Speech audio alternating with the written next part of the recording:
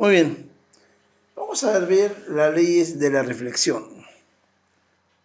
Un rayo incidente sobre una superficie reflectante será reflejado con un ángulo igual al ángulo de incidencia. Aquí está.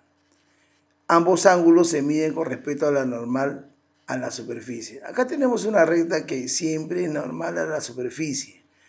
Significa que es perpendicular. Se cumple que el rayo incidente y el rayo reflejado, recuerda que esos ángulos, perdón, el ángulo de incidencia con el ángulo reflejado, recuerda que esos ángulos, tanto de incidencia como reflejados, es el ángulo que forman los rayos con ¿quién? Con la normal. Recuerda, estos son iguales. A ver, podemos ver las leyes de la reflexión. Son las siguientes. La primera, el rayo incidente, el rayo reflejado y la normal se encuentran en un mismo plano. Primera ley. La segunda, la que ya hemos anticipado, el ángulo de incidencia es igual al ángulo de reflexión. Este ángulo de incidencia, recuerda que el ángulo de incidencia es el ángulo que forma el rayo con la normal. El ángulo de reflexión, recuerda que es el ángulo que forma el rayo con la normal. Estos ángulos siempre van a ser iguales en una reflexión especular. Ahí están sus leyes. Esta nos va a ayudar a la solución de problemas.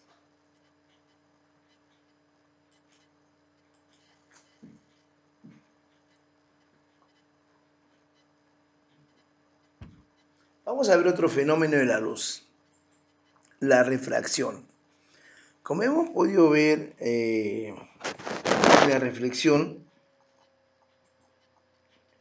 la luz cuando incide en una superficie pulimentada y regresa al mismo medio con la misma rapidez, se dice que se va originando el fenómeno de la reflexión de la luz, lo que hemos visto anteriormente.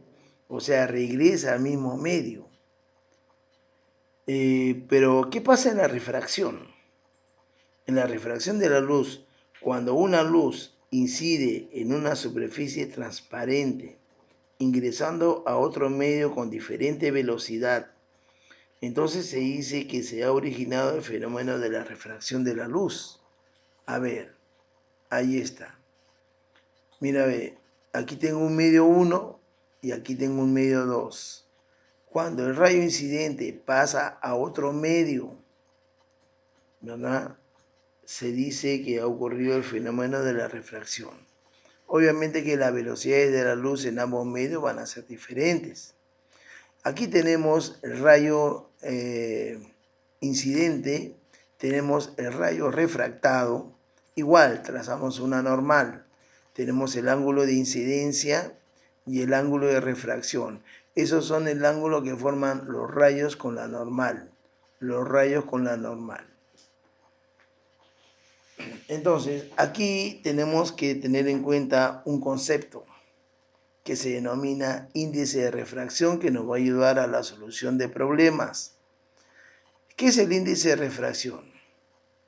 A ver, se denomina también densidad óptica. Indica la relación entre la rapidez de la luz en el aire vacío y un medio determinado. Es decir, tú sabes que la velocidad en el aire vacío es la velocidad máxima, según Albert Einstein. No hay velocidad mayor que la velocidad de la luz en el aire vacío.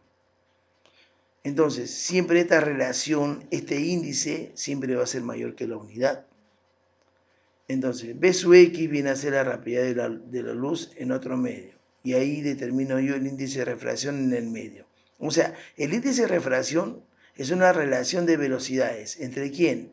Entre la velocidad de la luz en el vacío en el aire sobre la velocidad de la luz en el medio. Y hay que tener en cuenta lo siguiente, que n es adimensional.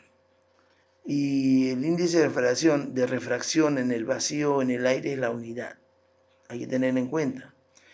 Como dato adicional, hay que tener en cuenta que el índice de refracción del agua es 4/3.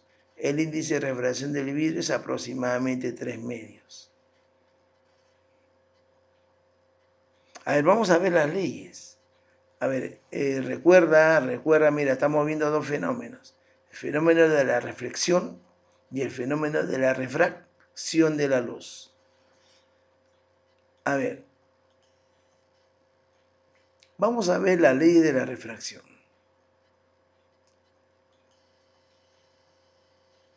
Primero, el rayo incidente y el rayo refractado y la normal están contenidas en un plano.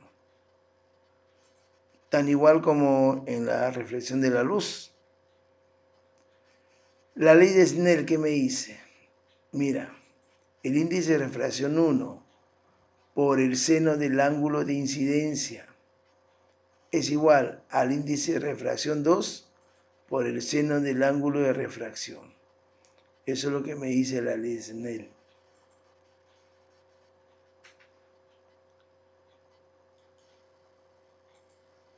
Esta es una nota muy importante.